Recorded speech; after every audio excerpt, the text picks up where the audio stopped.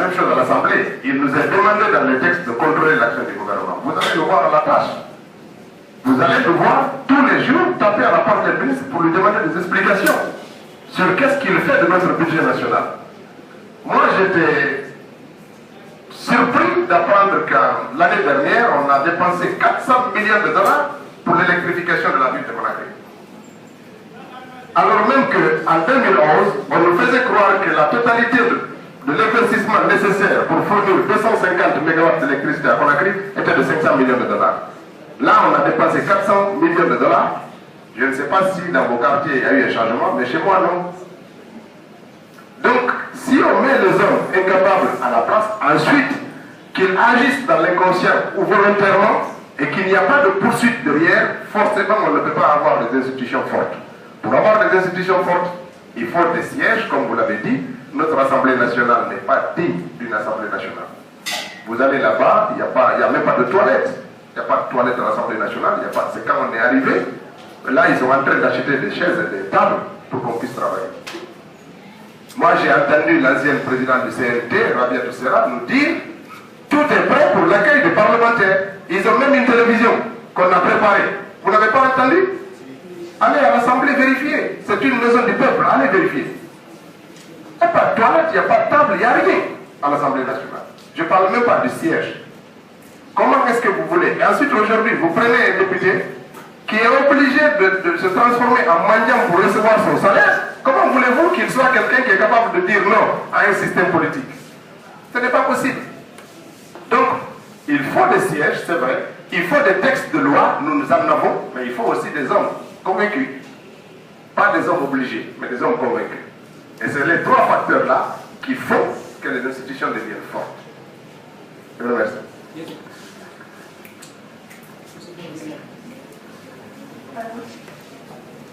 Bonjour pour moi.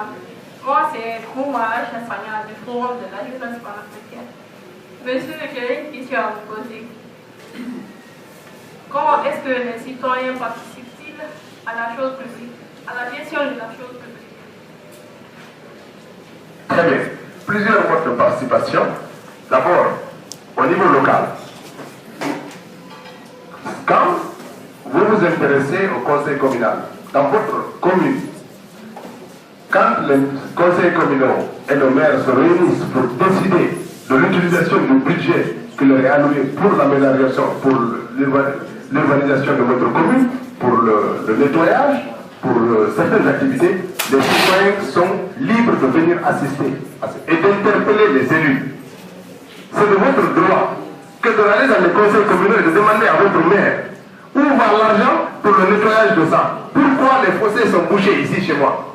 Pourquoi le marché est sale? Ça, alors que les gens payent des taxes quotidiennement. C'est vous qui devez vous lever pour aller dans les communes demander des comptes aux élus qui sont installés là-bas. Actuellement, nous avons des délégations spéciales, mais sont obligés d'agir comme les maires. Donc, la première chose, c'est de vous intéresser à la chose publique. S'intéresser à la chose publique, c'est d'aller devant le décideur public que vous avez mandaté, lui demander des comptes. La deuxième chose, c'est s'adresser à nous, les parlementaires. Nous sommes une émanation de vos suffrages. Il faut que les citoyens osent venir demander des comptes aux députés.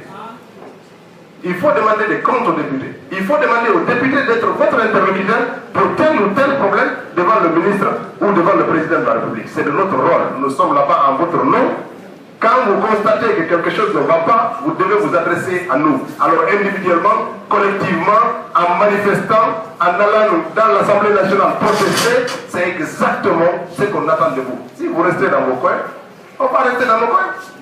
Donc il faut absolument que les citoyens puissent s'approprier leurs prérogatives en s'adressant aux élus. Et en troisième lieu, il faut s'adresser à l'exécutif. Comme on est dans un système présidentiel fort, quand vous constatez que l'argent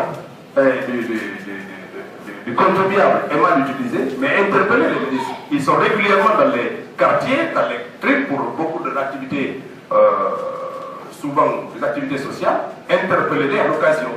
À Médidon, j'ai appris que tu as détourné l'argent pour qui allait à cette route-là, c'est parti. Où est la vérité?